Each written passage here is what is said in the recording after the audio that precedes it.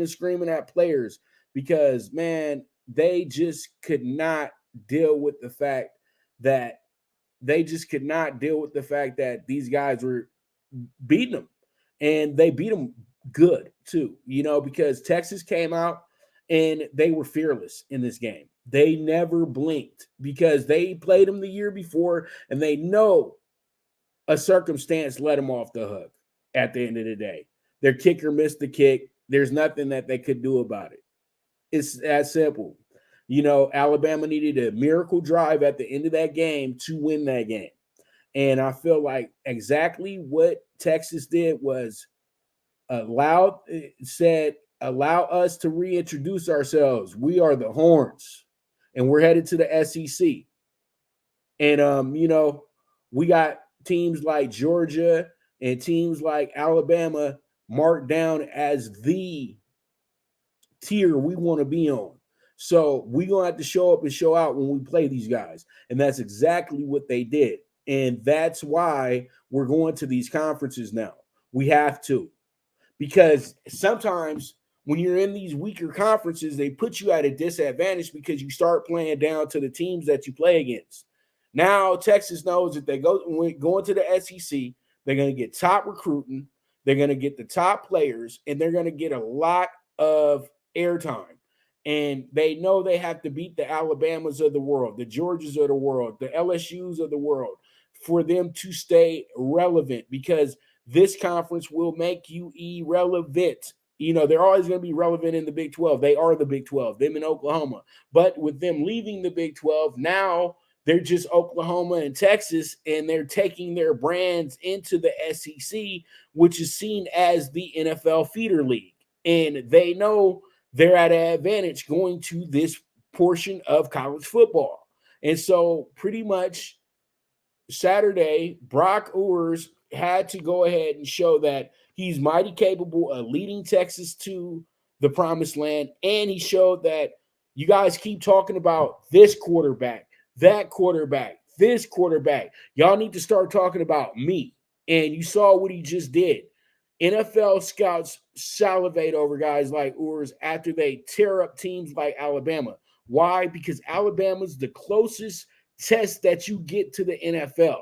And when you can cook at Alabama, you are ready for the next level. And that's exactly what you got from that game on Saturday night. When you look at the stats, Ewers threw for Quinn Ewers. I called him Brock Ewers, but it's Quinn Ewers. Sorry about that. And he threw for 349, 24 for 38, 3 touchdowns, and it was an absolute clinic. They allowed 18 first downs, which was kind of good considering who Alabama is. And they got 23 first down. They out first down to Alabama, 23 to 18.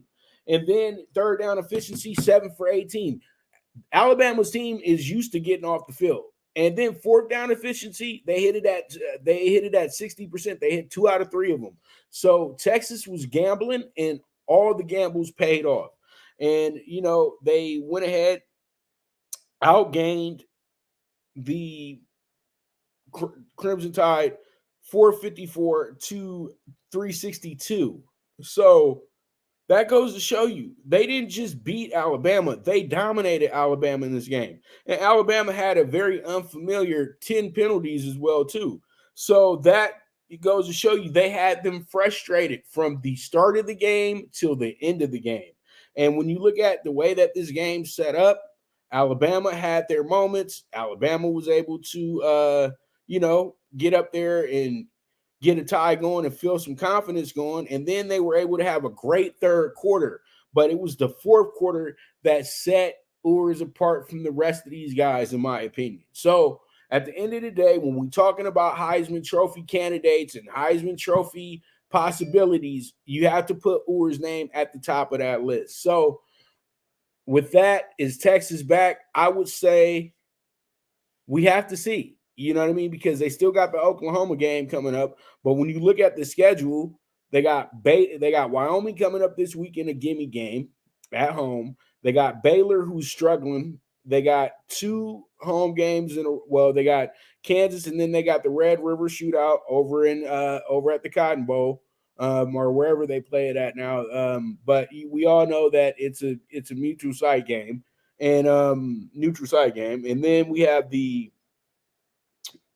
have Houston as well too. Their new but say goodbye conference team. BYU as well too. BYU could be a tough game at home because they don't know what's coming with that one. Also, you got Kansas State. That's going to probably be the toughest game that they have coming up in the next few weeks after Oklahoma. And then you finish up with TCU, Iowa State, and Texas Tech. So when you look at it, Texas does have the grand opportunity to run the table. The only games you see that on the schedule that probably will affect them are Oklahoma, Kansas State, TCU. Those are the games that are, you throw them up 50-50, but there could be some upsets in this group as well too. So we'll see how it goes. We'll see how it shakes out. We move forward from there.